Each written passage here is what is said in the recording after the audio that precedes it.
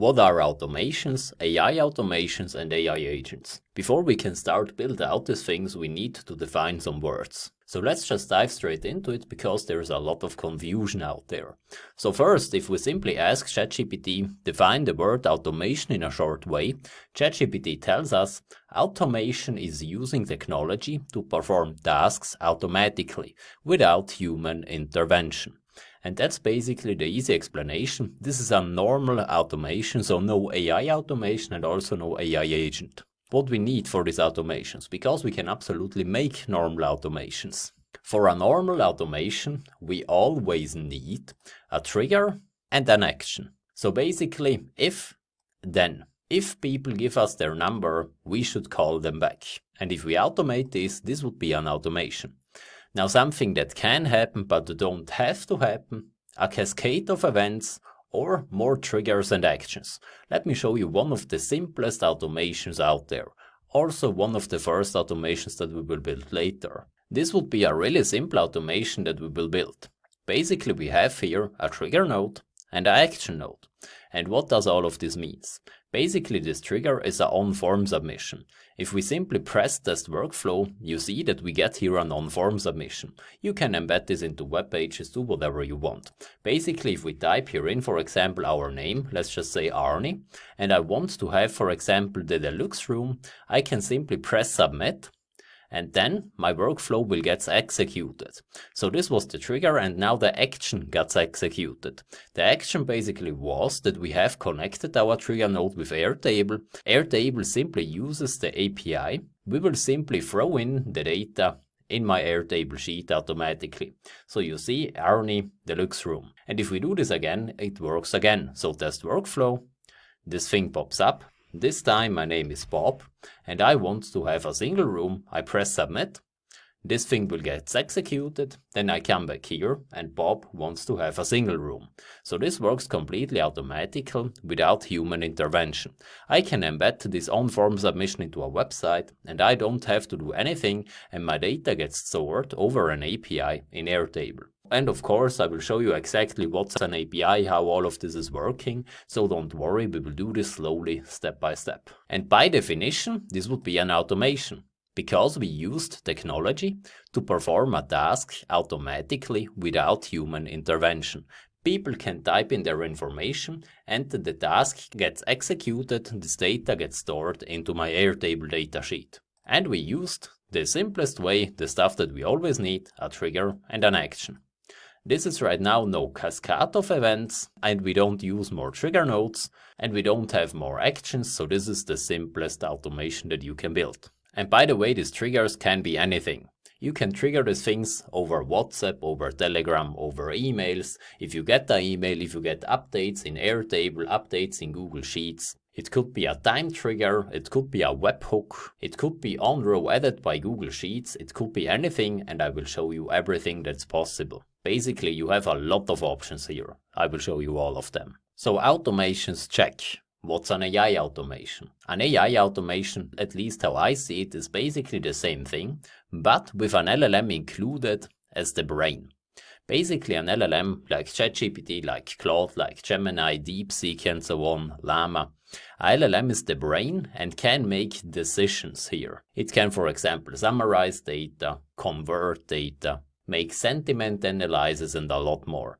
As soon as we have an LLM included, we have an AI automation. Because we don't pass just variables through these automations, we will convert these variables intelligently with AI. And also don't worry if you do not know what LLMs are, how LLMs work and so on. I will show you this in more detail, of course. Basically, ChatGPT is an LLM, and these things can simply work as the brain in our automations. AI automation is basically something like this. Once again, we have a trigger.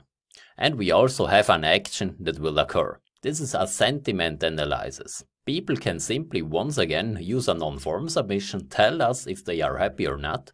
Then our brain, the LLM, will make the sentiment analysis, spits out just one single word, and then this word gets stored into Google Sheets. Let's just test this workflow so that you can see it. We press test workflow. Let's just say my name is here Peter. And let's just say Peter likes to write fluff in his reviews.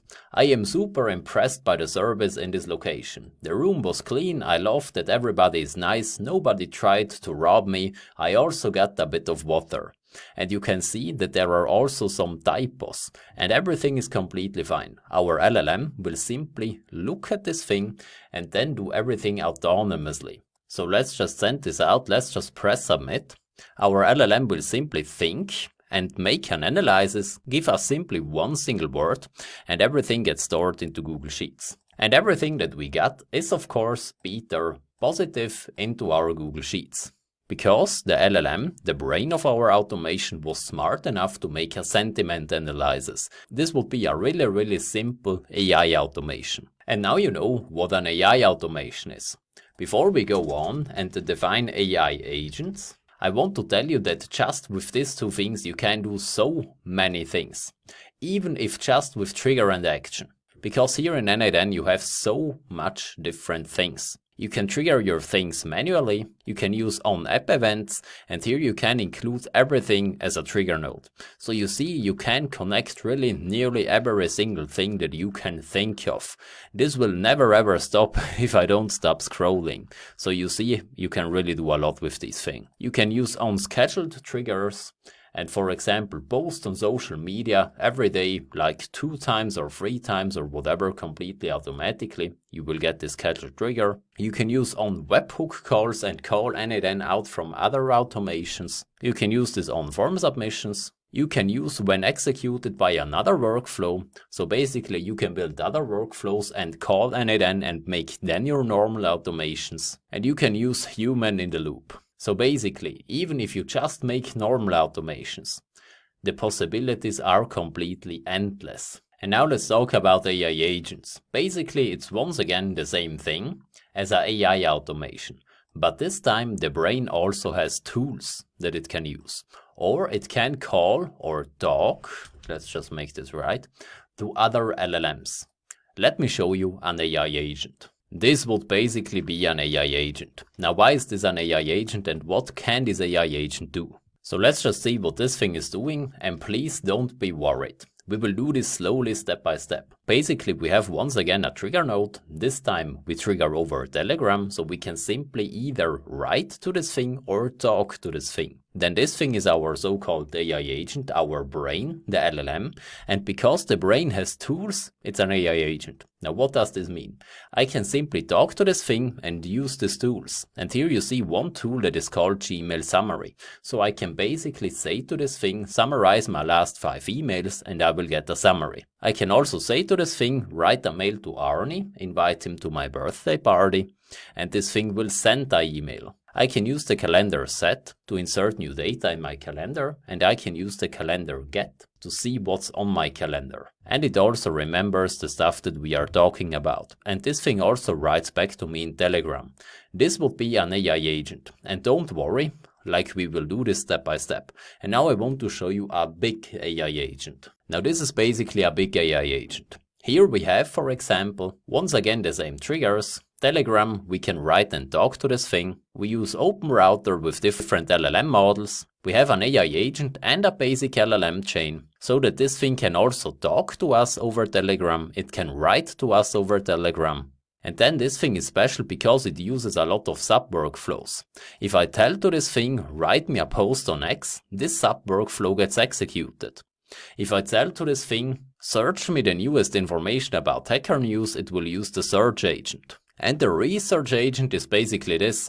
So this thing gets called from our other AI agent, and this thing will then go on and search Hacker News or the SERP API from Google or Wikipedia or whatever. And if I ask this thing something about my emails, it will go on, trigger the email agent, and the email agent can basically do everything in my emails. It can label emails, it can get the emails, it can mark as read, mark as unread, and so on. So basically this AI agent has tools, and not only tools, it can also talk to other LLMs. It can write, but it can also speak.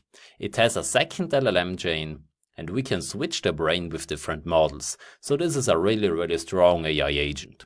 And also here, don't worry, like we will do this step by step. Especially about AI agents, we have a lot of definitions. And in this course I want to tell you also the definition from Andrew Karpathy. Basically, if an LLM has tools, you can call it AI agent. BotPress has also a gigantic article that wants to tell us what's an AI agent. But as soon as an LLM has tools, we can call it agent. You can see an LLM more or less like a computer. And the context window is the RAM. Don't worry, we will define the LLM in more detail. And the LLM can basically speak to other LLMs. It can browse the internet with these tools.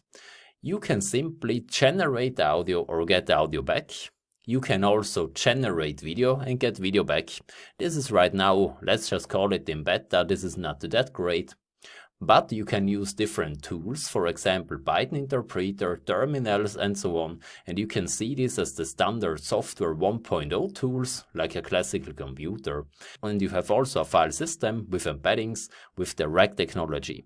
Like I said, don't worry, I want to explain this in more detail over the next videos. Andrew Karpathy has also this graph, and as soon as more LLMs start to talk to each other, we can use, for example, one LLM as the CEO, and every single one of these LLMs can have, for example, more tools, just like you saw in our previous example. So the CEO can, for example, use other LLMs, and every other LLM can do specific things. You saw it here, this is the CEO, and the CEO has an employee that is called the Gmail tool. The Gmail tool has also an AI agent as brain and has more tools to use, just like you see here.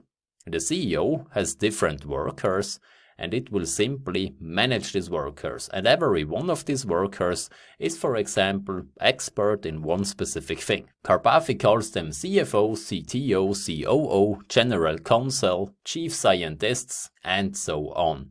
And you can basically build entire organizations with these AI agents. This is really powerful, and I do think that we will completely go into this direction more and more over the next years, because these things start to get useful. By the way, as soon as one of these workers also uses tools, we call it function calling, but don't worry, I will explain all of this in more detail. One last quick summary. Automation is using technology to perform tasks automatically without human intervention. In order to create an automation, you need a trigger and an action needs to occur. It can be a cascade of events with more triggers and more actions, but also just one action is enough. As soon as we talk about AI automations, we have the same thing, but with an LLM as brain included. And if we talk about AI agents, it's once again the same thing, but this time the brain also has tools, or it can call other LLMs or talk to other LLMs.